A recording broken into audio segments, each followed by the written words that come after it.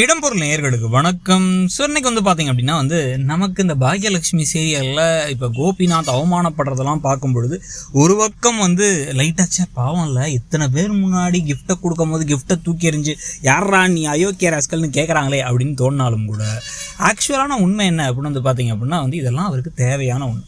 அவர் இதை விட மோசமான திட்டுகள் கூட வாங்கினா கூட நம்மளாம் பொறுமையாக இருந்துக்கணும், கேட்டுக்கணுங்கிற மாதிரி ஒன்று தான். ஏன் அப்படின்னு பார்த்தீங்கன்னா இவங்க கொஞ்சம் கூட ஒரு நல்ல மனிதராக அவர் என்றைக்குமே நடந்துக்கிட்டதே கிடையாது.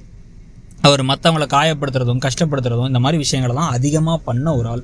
அவருடைய வாழ்க்கையில் தன்னுடைய சுயநலத்துக்காக என்ன வேணாலும் பண்ணுவேன்னு சொல்லிட்டு எல்லாத்தையும் கஷ்டப்படுத்துவார்.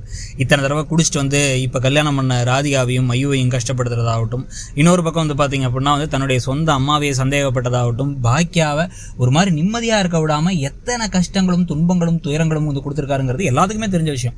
ஸோ இதெல்லாத்தோடு சேர்ந்து கூடவே இன்னொரு முக்கியமான விஷயமா பார்த்தீங்க அப்படின்னா தன்னுடைய அப்பா அந்த பிள்ளைங்களுக்கு நல்ல அப்பாவாக இருப்பார் அப்படிங்குவாங்க. இனியாவுடைய பிறந்தநாளை கூட மறந்த ஒரு பயங்கரமான அப்பா.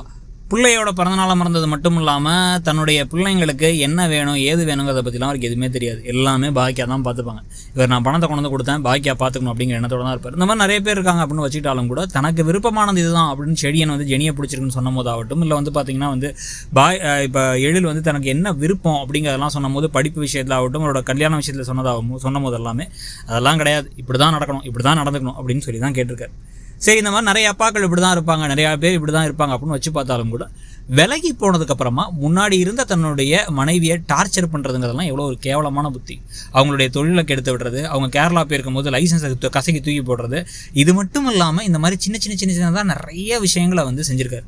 அவங்கள அவமானப்படுத்துறதாகட்டும், அவங்களுக்கு வருமானத்தை வைத்தியே அடிக்கிற மாதிரி விஷயத்தெல்லாம் பண்ணியிருக்காரு. அதுக்கெல்லாம் என்ன காரணம் சொல்லுவார்னா, எல்லாரும் அவளை தலையில் தூக்கி சாடுறாங்க, திமிரா பேசுகிறா, திமிரா இருக்கா, நான் போனால் அவள் அப்படியே விழுந்து கிடப்பான்னு பார்த்தா அவள் எப்படி தனக்கா சொந்த காலில் நிற்பா, அவளை விடக்கூடாது, அவளை மொத்தமாக காலி பண்ணணும் அப்படின்னு இறங்கவர்.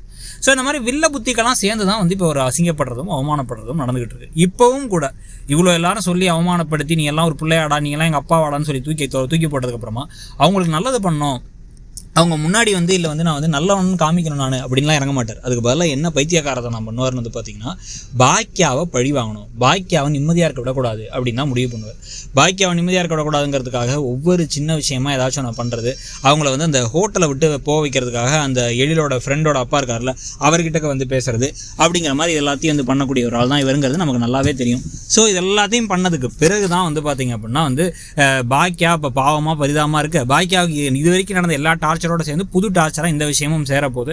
இப்போ அவங்க கடைசியாக அந்த தொழிலே பண்ண முடியாதுங்கிற நிலைமை வரும்பொழுது அப்புறம் கடைசியாக பழனிசாமி ஹெல்ப்போட சரி பண்ணாங்க அப்படின்னா அப்பையும் கோவம் வரும். பழனிசாமி மேலே தான் கோவப்படுவார் இவர். ஸோ எப்படியோ இப்போ அடுத்த வில்லத்தனத்துக்கு கோபி இறங்க போகிறாரு, பாக்கியா ஹோட்டலை விட்டு காலி பண்ண வைக்க போகிறாருங்கிறத பற்றியும், அவர் இன்னைக்கு அவமானப்பட்டது அசிங்கப்பட்டதெல்லாம் சரியா தப்பாங்கிறத பற்றியும் சொல்லுங்கள். தேங்க்யூ.